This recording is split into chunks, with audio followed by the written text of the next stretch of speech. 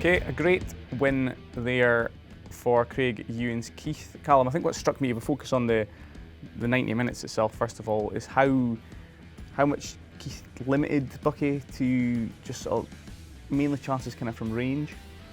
Yeah, I would agree. I think over the 90 minutes, second half in particular, Buckie dominated the ball, and second half especially, most of the game was played in Keith's half.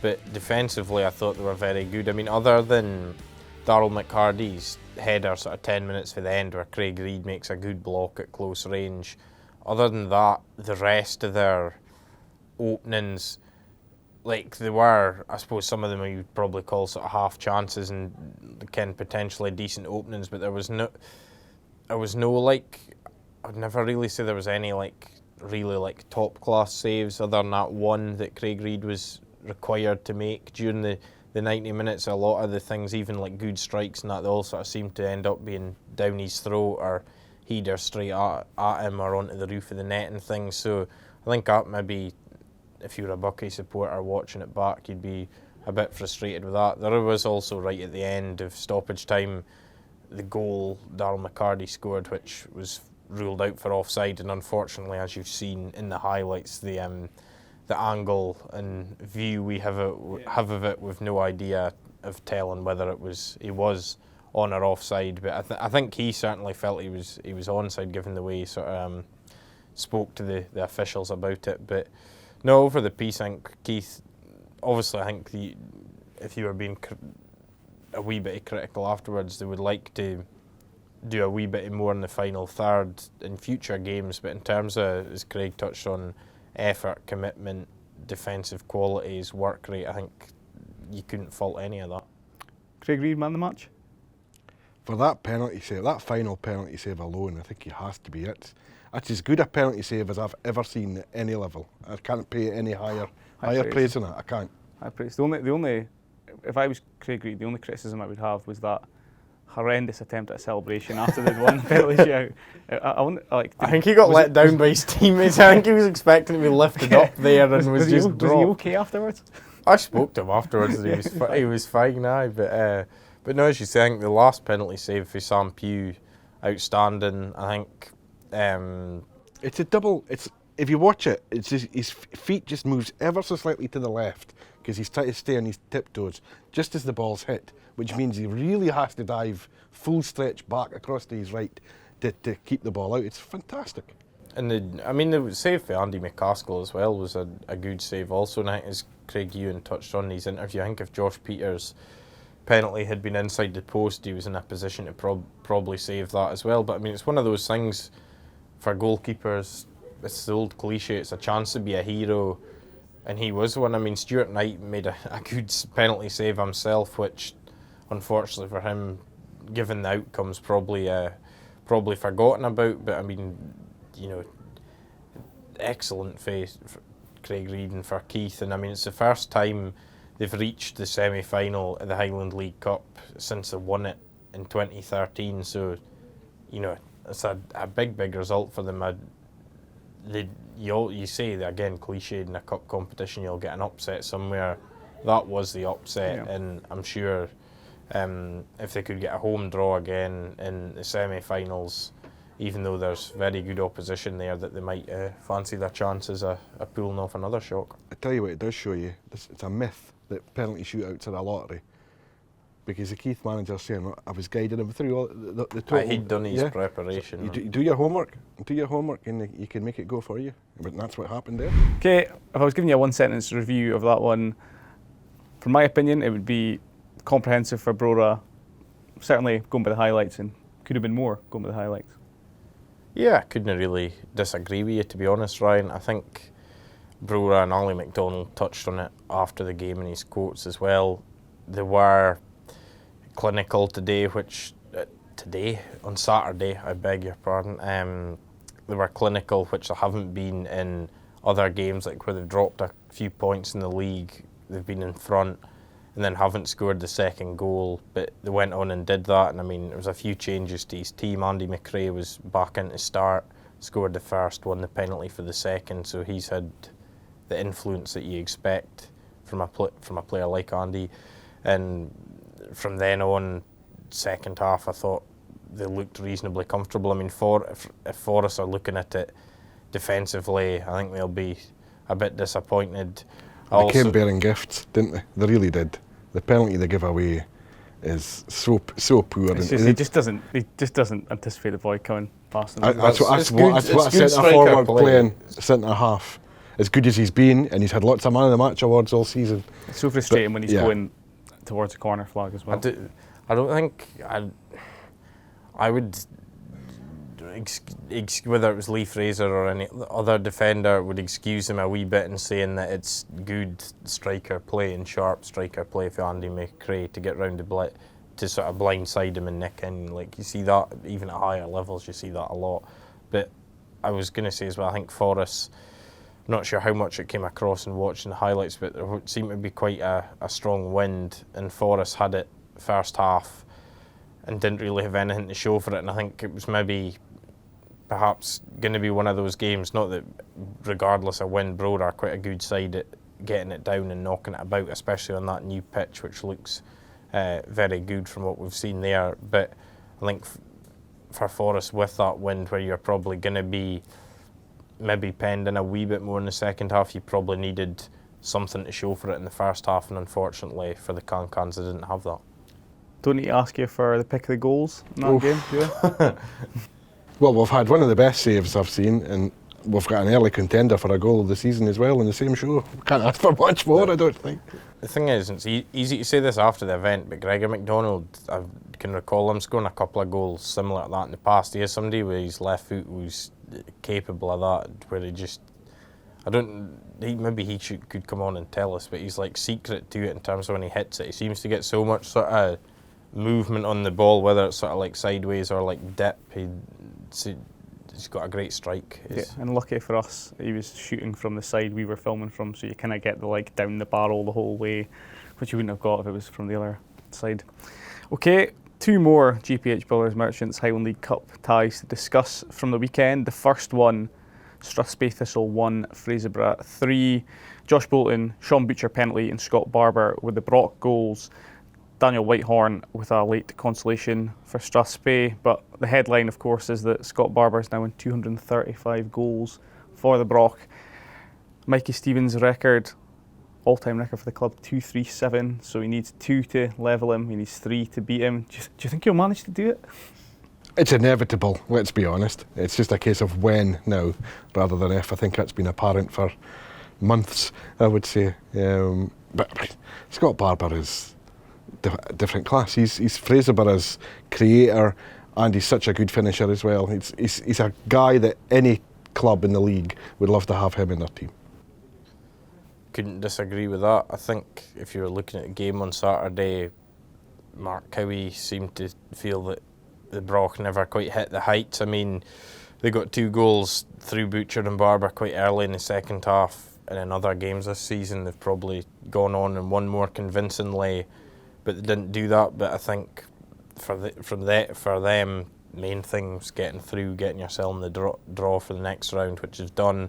And you should also give a bit of credit to Strathspey, because it's happened to other teams, and given that they haven't, they've only had 1 win this season, which was in the last round of the Cup, at 3-0 early in the second half. Might have been easy to wilt, but they've rallied well. They've scored a goal and sort of, threatened maybe to have a wee comeback. So I think those are positives that they can take forward, and hopefully they'll be picking up some more results in the weeks ahead. Brechin City 2, Inverurie Locos 0. Now Liam Jewell, that name again, and Grady McGrath, no surprise there, with a penalty for Brechin. It's funny, Brechin so far this season. Maybe it's just my perception of things, given they're maybe one of the clubs that are furthest away from us a little bit. But I just feel like they're going about their business really quietly, but they're winning games. They're just sort of like rattling off the wins week after week. They're carrying on where they left off last season. Don't give much away, and 1 or 2 most weeks is quite comfortable for them, because they don't concede that many goals. Well, that's it. I mean, it's 3 clean sheets in their last 4 now, and they're very efficient. And the thing is, even if a game's tight, and I think Inverurie from what I've heard, did a reasonable job of frustrating them for spells of that tie on Saturday. But with Grady McGrath and Liam Jules quickly kind of establishing himself as well, with the two of them, you don't need many chances, and you can be a couple of goals up and sort of comfortably on your way into the next round. And that's what good teams do.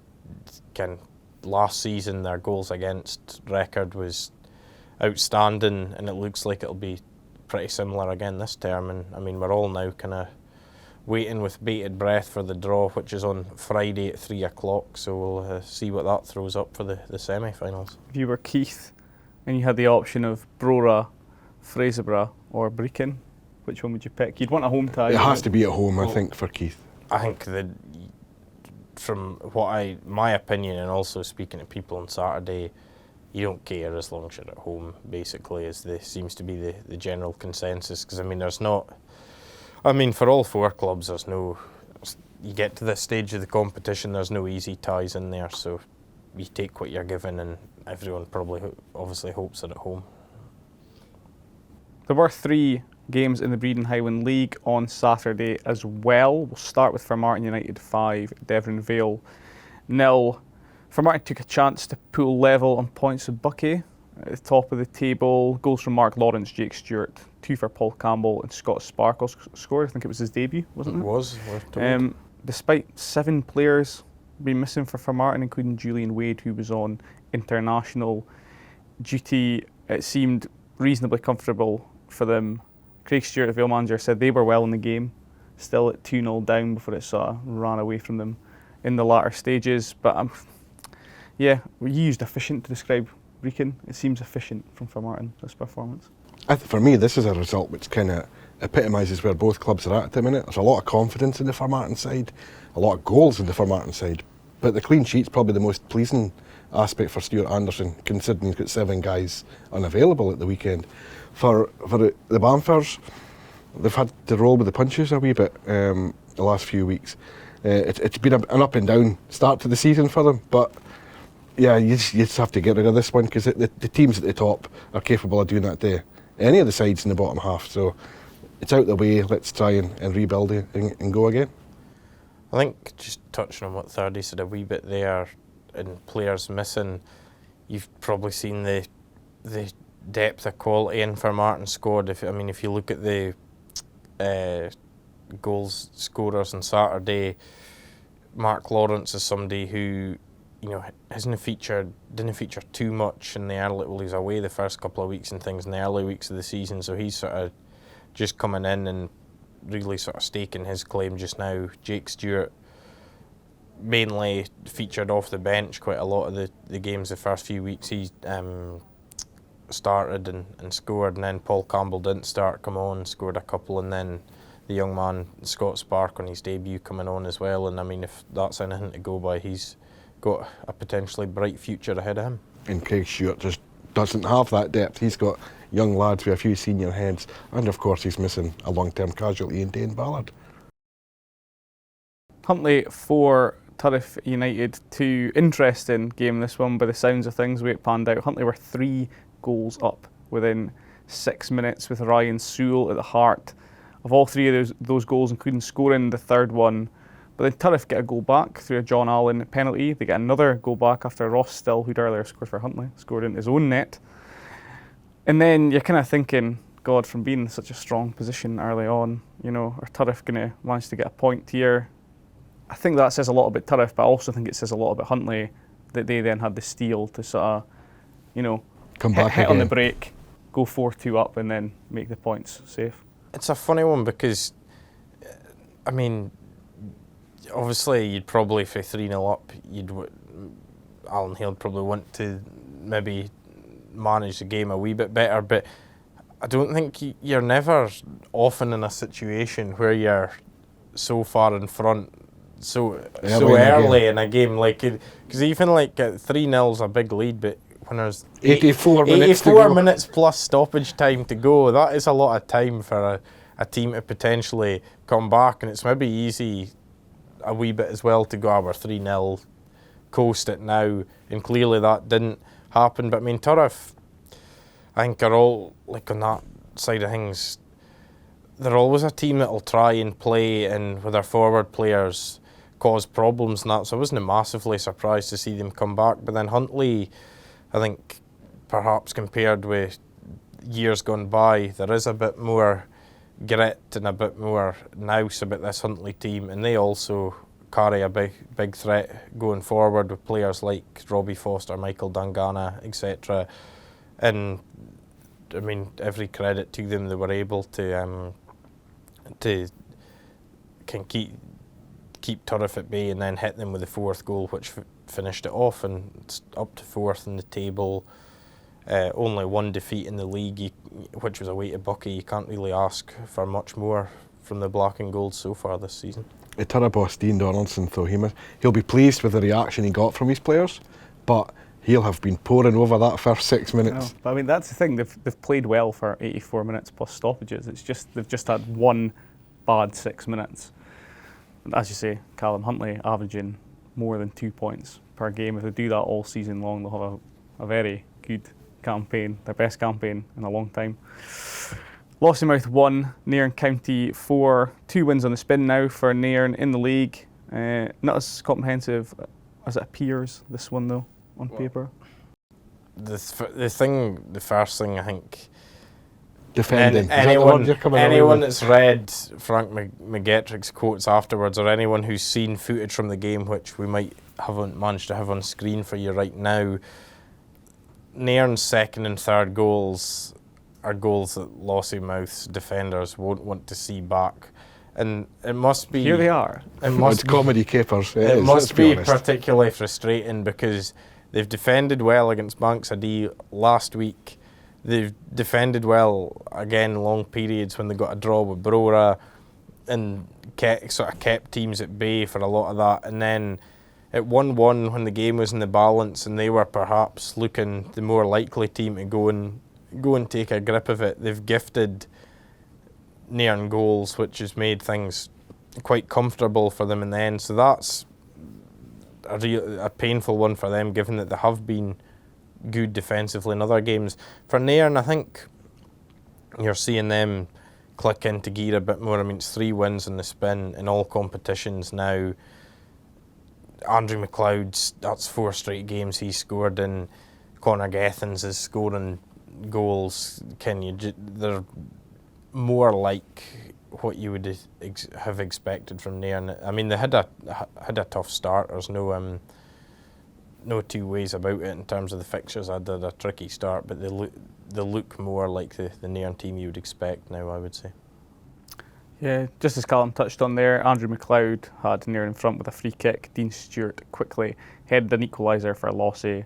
But then, Lossie with 3 gifts for their visitors. 2 of those goals falling for Conor Gethins and 1 for Tyler Eadie right at the end. I think the one at the end was an own goal. Jared Kennedy, it wasn't a Tyler Eadie. Okay, apologies for that. Let's have a look at the Breedon Highland League table after those 3 games that took place on Saturday.